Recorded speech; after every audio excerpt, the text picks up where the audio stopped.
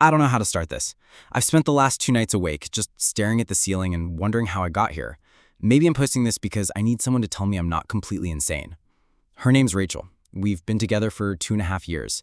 She's a graphic designer, works freelance out of our apartment, and I'm an IT administrator at a mid-sized company. Pretty normal setup. I fix printers, keep things secure, and drink more coffee than water. We moved in together about a year in. Everything seemed like it was lining up. Shared groceries, shared Spotify playlists, even her mom asking if we picked a wedding venue yet. We had our quirks. She liked cold pizza for breakfast and had a habit of watching rom-coms at 2 a.m. with the volume way too low. But I loved her for all of it. And then things started feeling off. It wasn't obvious, nothing wild like lipstick on a collar or mystery charges on a credit card. Just little things. Late night client meetings, her phone always on silent, and this new name popping up more and more. Jake. At first I assumed he was a client. She'd say stuff like, "Jake thinks this logo could pop more," or "I sent the deck over for Jake's feedback." Totally normal in the design world, right? But there was one weekend where she said she was flying to Chicago for a design conference. I didn't think twice, but what happened after made me question everything. She asked me to help fix her Dropbox connection. It wasn't syncing properly.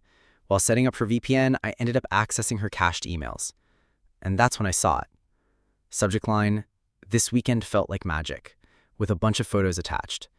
Hotel room, champagne, her in a bathrobe I've never seen, smiling like she used to with me. The message said, "I wish time could freeze. You made me feel alive." It was from Jake. That weekend, she was supposedly learning about typography or whatever. I didn't cry, didn't throw anything. I just sat there. My chest felt empty, like someone had reached inside and just flipped the off switch. That night, I made a decision. Not revenge, not the Hollywood catch her cheating and go viral kind. I wanted something smarter, something unforgettable, something that wouldn't ruin me in the process. After that hotel email, I spent 2 days replaying our relationship in my head.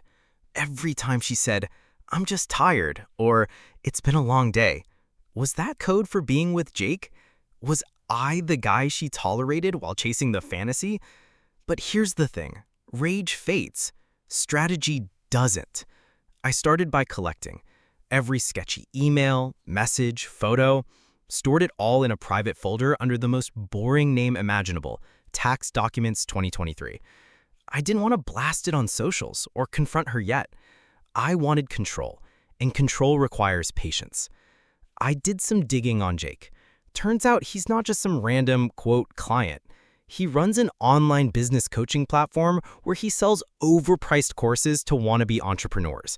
His persona is obnoxiously curated: sleek suits, fake humility, and podcast episodes titled "Becoming the Prize: How to Win Her Mind."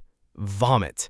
Even worse, he was prepping a new launch, some premium membership tier called the Jake Method. I couldn't make that up if I tried. His course was hosted on a platform with poor back-end security. Amateur hour. I created a test account, poked around, and realized I could submit, quote, guest contributions to his blog via a form that auto-published if it had enough keywords. Ridiculous. So I crafted an article. Carefully. Professionally. Titled "The Manipulator's Mask: When Charisma Covers Cowardice." Anonymous author. Referenced psychological studies. Added cherry-picked quotes from his private emails with Rachel, like, "She doesn't know I'm playing her husband role better than her actual boyfriend," but masked just enough to make it legal. Indirect, yet unmistakable. I embedded metadata to link it to his personal email account, the same one he used to register his domain. Anyone tech-savvy checking the article's origins would see his digital fingerprints. Then I submitted it on a Friday night. By Sunday, Reddit had it in r/fake guru and r/cringe entrepreneur. The comments were brutal. Snake emojis, mockery, even memes. Someone found his coaching app's reviews and started a thread exposing contradictions between what he preaches and what he practices. A few users claimed they paid for his old courses and never received login info. Jake went private on all socials by Monday. And Rachel? She was still working across the room, sipping her overpriced espresso, clueless that her prince was getting digitally dismantled.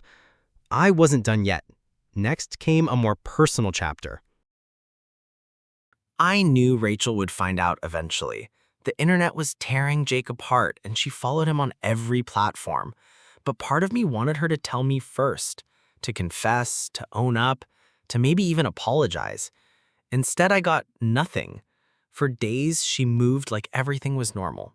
I played along, cooked dinner, asked about her projects, and even nodded while she complained that her favorite candle got discontinued. Then one night, it happened. She came into the living room holding her phone like it was radioactive.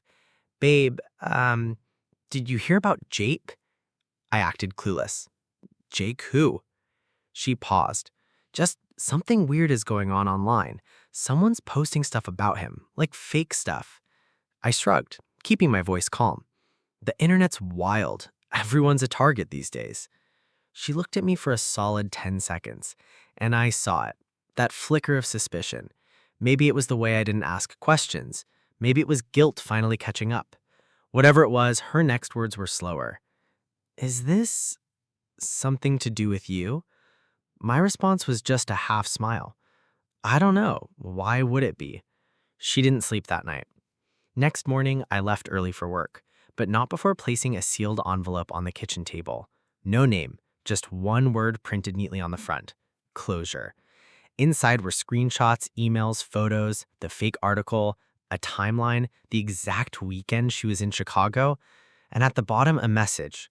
I loved you, deeply, truthfully, and you chose lies. This isn't revenge, it's record keeping. Now we're both free. She never called, never texted. 2 days later, she moved out. As for Jake, his brand's still on life support. A rebrand is in progress, but Reddit never forgets. And me, I'm not proud, I'm not gloating, but I am healing. Justice isn't loud. Sometimes it's quiet enough to let you sleep again. It's been a month. Rachel's gone. Jake's empire has become a punchline on Reddit. And me? I'm somewhere in between feeling nothing and feeling reborn. People always say revenge is hollow. Maybe that's true. I didn't get back my relationship, or 2 years of memories, or the version of myself who used to believe in forever. What I got instead was peace. Not from hurting them, but from proving to myself that I wouldn't let betrayal define me. I kept the envelope labeled closure, tucked away in a drawer. I don't look at it, but I also haven't thrown it out. Maybe I won't. Maybe I need that reminder that silence is sometimes louder than confrontation. Here's the twist, though. Last week I was at a bookstore, just browsing tech magazines like the low-key nerd I am. A woman next to me asked if I'd read a specific article about quantum encryption, and we ended up talking for half an hour about everything from cybercrime to David Bowie. Her name's Lily. She's a digital forensic analyst. Smart, funny, grounded, but not in a rebound kind of way. Just human. At the end, she gave me her number.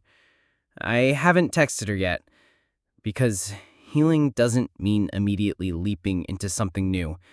It means trusting yourself again, laughing without guilt, eating cold pizza and not wondering if it's symbolic. Do I regret any of it? I don't know. But I do know this. When someone hands you a lesson wrapped in pain, you choose how it gets shelved. Mine's labeled, never again, but thank you.